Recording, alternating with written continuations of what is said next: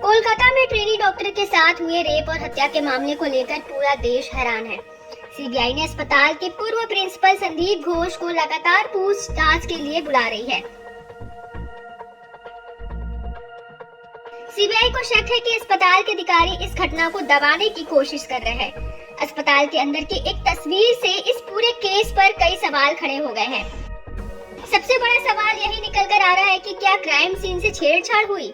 तस्वीर में देखा जा सकता है कि सेमिनार हॉल के कर्मियों और डॉक्टरों से लेकर तमाम लोगों की भीड़ है। यह तस्वीर अब सोशल मीडिया पर वायरल हो रही है। इसके बाद सवाल है कि इतने सारे लोगों को घटना स्थल पर जाने कैसे दिया गया।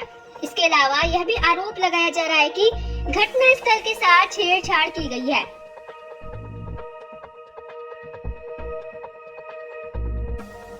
सुप्रीम कोर्ट में सुनवाई के दौरान सीबीआई ने आरोप लगाया था कि सबूतों को नुकसान पहुंचाया गया है और क्राइम सीन वैसा नहीं है जैसा कि यह मौका वारदात के वक्त रहा होगा।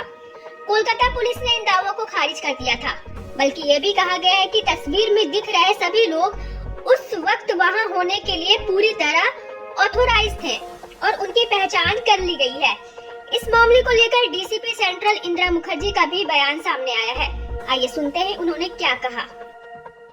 We have seen that there is one particular news channel which has shown a video and some pictures of the seminar hall, which is the place of occurrence of this particular case.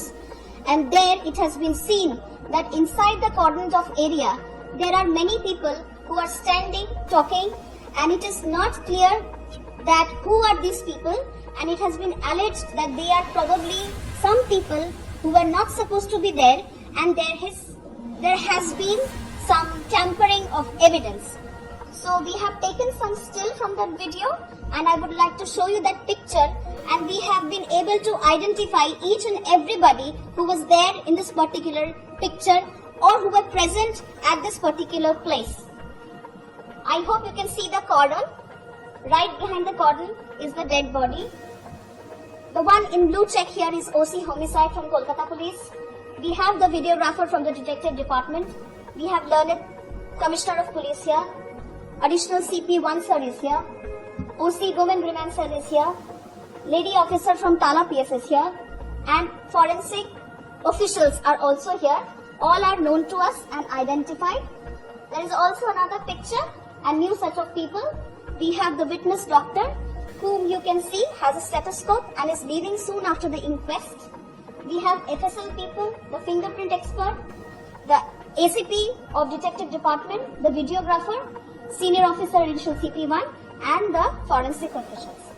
So, as you can see, this picture or the video that you may have seen, it basically is of a time when the inquest process was over. As you can see that the lady doctor is leaving this particular place.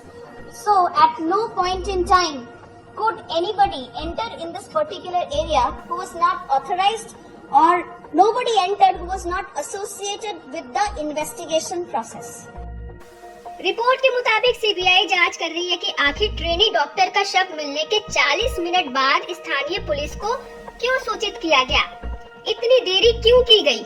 Kolkata police की timeline के अनुसार शव सुबह 9:30 बजे मिला और ताला police station को सबसे पहले मौत की सूचना सुबह 10:10 यानी कि 40 मिनट की देरी से मिली।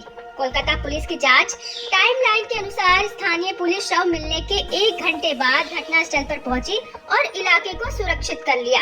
रिपोर्ट के मुताबिक सीबीआई प्रिंसिपल संदीप घोष के कॉल डिटेल रिकॉर्ड को भी समीक्षा कर रही है ताकि यह पता लगाया जा सके कि उन्होंने इस मामले में हस्तक्षेप किया था या नहीं।